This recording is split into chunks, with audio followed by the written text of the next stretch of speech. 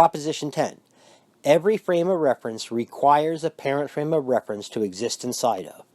Objects in nature always have a current frame of reference, and that frame of reference always has a parent frame of reference, and that parent frame of reference itself has its own parent frame of reference.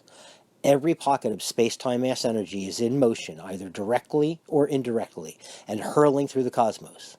Other nearby pockets of relative space-time mass energy at that scale factor attract to each other, and over time will share the approximate trajectory and velocity of the most massive objects.